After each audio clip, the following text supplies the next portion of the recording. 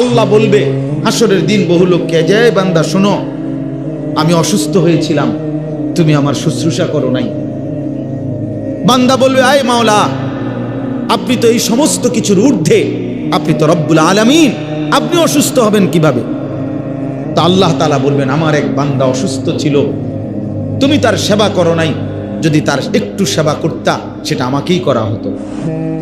আবার আল্লাহ বলবেন, আমি পিপাসার্ত ছিলাম, তুমি আমারে পানি দাও নাই। বান্দা বলবে, আরে মাওলা, আপনি তো সবার পিপাসা নিবারণ করেন, আপনি পিপাসিত হবেন কেন? আপনি তো রব্বুল আলামিন। আল্লাহ বলবেন, আমার এক বান্দা পিপাসার্ত হয়ে তোমার কাছে পানি চেয়েছিল, তুমি তাকে পানি দাও নাই, যদি দিতা তাহলে সেটা আমি আল্লাহকেই দেওয়া হইতো। এরপর ঠিক এরকম তৃতীয় নম্বরে আল্লাহ বলবে, বান্দা, আমি তোমার কাছে খাবার চেয়েছিলাম, ইস্তাতামতুকা ফালাম তুতঈমনি, তুমি আমাকে খাওয়াও নাই। তো বান্দা বলবে, আল্লাহ, আমি আপনাকে কিভাবে খাওয়াবো? আপনি তো সবাইকে খাওয়ান, আপনি তো রব্বুল আলামিন।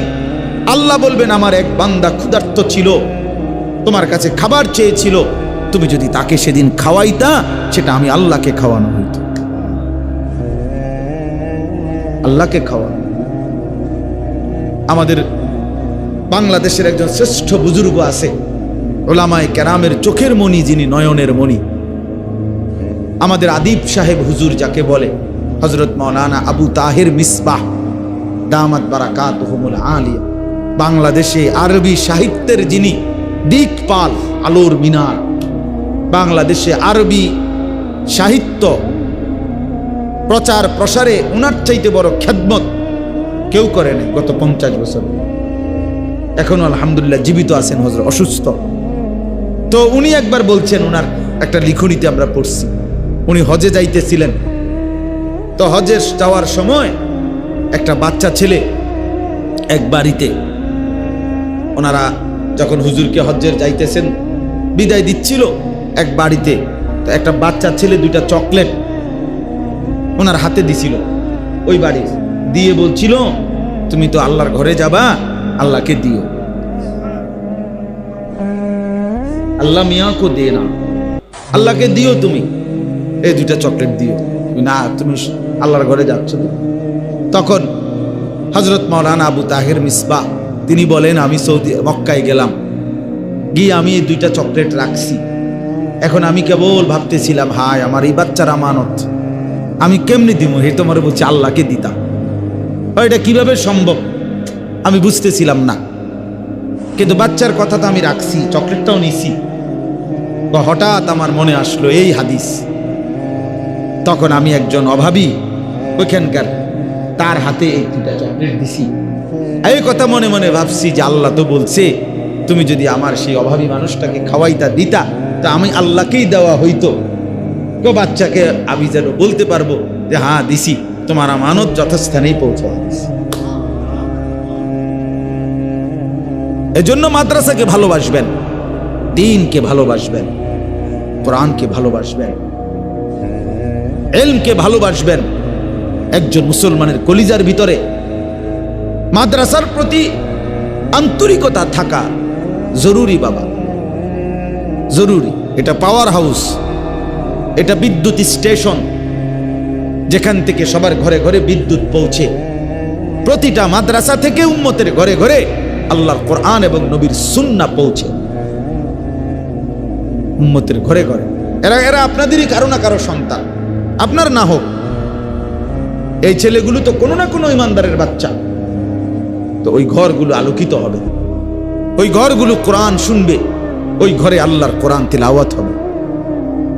আল্লাহর নবী সাল্লাল্লাহু আলাইহি সাল্লাম বলেছেন, যে ঘরে আল্লাহর কোরআন, আল্লাহর জিকির করা হয় না, যে ঘর আল্লাহর কোরআন এবং আল্লাহর জিকির থেকে খালি, আল্লাহর কসম নবী বলছে, সেই ঘর কাল বাইতিল খারিব, ওইটা বিরান ঘর, ওইটা সারা বাড়ি, ওইটা আলগা বাড়ি, যে ঘরে মানুষ থাকে না, গরু ছাগল কুকুর বিড়াল সাপ বিচ্ছু যেই ঘরে থাকে, যে ঘরে এখন আর মানুষ থাকে না, বাড়ি ছাইড়াইয়া পড়ছে আলগা একটা ঘর, এরকম ঘরের যেই হুকুম, যে ঘরে আল্লাহর কোরআন নাই, সেজদা নাই, সেই ঘর ওইরকম ঘর,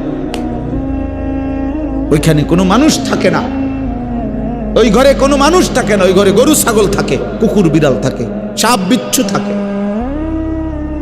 এজন্য যে ঘরের কেউ ফজরের নামাজ পড়ে না, ওই ঘর কোনো মানুষের ঘর না। মুসলমান তো দূরে থাক বেটা, এটা কোনো মানুষের ঘরে না, তো জন্তু জানোয়ারের ঘর, হাইওয়ানের ঘর এটা, গরু ছাগলের ঘর এটা, চতুষ্পদ জন্তুর ঘর।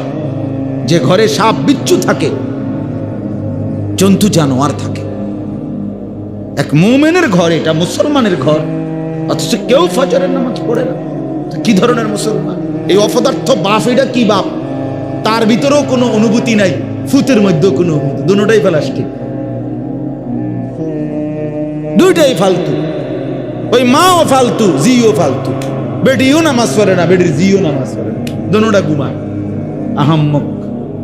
কি ধরনের মহিলা এটা? দাদা 60 বছর হয়ে গেছে, এবার চোখের সামনে জি ফুত নাতি রাত্রি ফজরের নামাজ পড়ে না, ওটা বইয়ে বইয়ে ফান খায়, ডেইলি ফান খায়, মনে 30 বার। সুখকে বাইয়া পড়ে, সুখে আছে দেখে তো পান খায়, কিন্তু দুঃখে নি মানুষে পান খায়, চা খায়, আপেল খায়, মালটা খায়, নায়নাতকুরের লগে রঙ্গরস করে, নাতি নাতনির লগে দুষ্টামি মজা করে। বল, সুখের দুনিয়া, খুশিতেই তো আছে, নাই তো কি? খুশিতেই তো আছে, খুশি, খাইয়া টাইয়া ভালো আছে, আল্লাহর রহমতে ফুতে বিদেশ থেকে টেয়া পাঠায়, বাইক বিল্ডিং এর কাম শেষ। হ্যাঁ, আর কি তা অসুবিধা কি? মোটামুটি টার্গেট তো ফিল আপ। দুনিয়া আসছিল যে উদ্দেশ্যে, হ্যাঁ, ফুদগুন বিদেশ পাঠাইবার, আল্লাহ তো ফাটাইছে। 3টা মাইয়া বিয়া দিবার একটা উদ্দেশ্য ছিল দুনিয়ায় আসা, আল্লাহর রহমতে মেয়েও বিয়া দিছে, বিল্ডিংও করছে, 4টা রুমও করছে, কুদ্দুর জায়গাও লইছে। এখন তো আল্লাহর রহমতে ফাঙ্গাস তেলাফিয়া বিলাইয়া আল্লাহর রহমতে খানাও বালা চলতে আছে। বাহ, আর কি? এখন শুধু আর কোনো টেনশন নাই, এখন শুধু খানা, পেশাব পায়খানা আর ঘুম, ঘুম যাওয়া, খালাস। এরই নাম মুসলমান, এর নাম আখিরাত। এভাবে ভুলে যায় মানুষ আল্লাহকে। ইয়ালামুনা যাহিরাম মিনাল হায়াতিদ দুনিয়া ওয়া হুম আনিল আখিরাতি হুম গাফিলুন। রব্বুল আলামিন বলে, বান্দা, বাহ্যিক এই দুনিয়া তো খুব বুঝলা, দুনিয়ার এই বাহ্যিক অংশ তো দারুণ ভাবে বুঝলা, অহুম আনিল আখিরাতি হুম গাফিলুন, আখিরাতের ব্যাপারে তো গাফিল হয়ে রইলা। বুড়া মানুষ তো দুনিয়া সব বুঝো, কিন্তু 10টা সূরা 5টা সূরাও শুদ্ধ করে পড়তে পারো না। হায় বাবা, আফসোস। এ কেমন মুসলমানের জিন্দেগি? 40 বছর 50 বছর হয়ে যাওয়ার পরেও যে আত্তাহিয়াতু এইটুকুও শুদ্ধ পড়তে পারে না, এমন বদনসিব মুসলমান হয় কেমনে? এমন দুর্ভাগা ইমানদার কেমনে হয় বাবা? কেমনে হয় বলেন? ওমা হাদিহিল হায়াতুদ দুনিয়া ইল্লা লাহবুন ওয়া লাইব। আল্লাহ বলে, দুনিয়ার জীবন আর কিছুই নয় বান্দা, শুধুই তামাশা, শুধুই খেলাধুলা। কি তামাশা? দুনিয়া কি? খেলাধুলা। আল্লাহ বলছে, আল্লাহ বলেন, আমি বানাইছি, আমি বললাম। কোম্পানি যদি বলে এটা খেলনা, আপনি বুঝি বলবেন এটা আসল। কথা বলেন না? যিনি বানাইছেন তিনি বলতেছেন আমি বানাইছি খেলনা, দুনিয়া আমি বানিয়েছি তামাশা। তুমি বলো যে এটাই আসল। এখানের হাসি হাসি, এখানের কান্নাই কান্না, এখানে সুখে থাকলেই আমি মনে করি সুখে আছি। আল্লাহ বলে, না বান্দা, এখানের হাসিও শেষ হবে, কান্নাও শেষ হবে। বাসর রাতও ভোর হয়, ফাঁসির রাতও ভোর হয়, হয় কি না? তাইলে সুখের দুনিয়াও শেষ হয়ে যায়, দুঃখের দুনিয়াও শেষ হয়ে যায়, আখিরাত তো শেষ হবে না। ইন্নাল মুজরিমিনা ফি আযাবি জাহান্নামা খালিদুন। আল্লাহ বলে, সমস্ত নাফরমান জাহান্নামের আযাবেই থাকবে চিরস্থায়ী, বিরতি হবে না। লা ইউফাত্তারু আনহুম, আল্লাহ বলেন কোনো বিরতি মিলবে না। লক্ষ কোটি বছরেও এক সেকেন্ডের জন্য অবসর হবে না। অহুম ফীহি মুবলিসুন,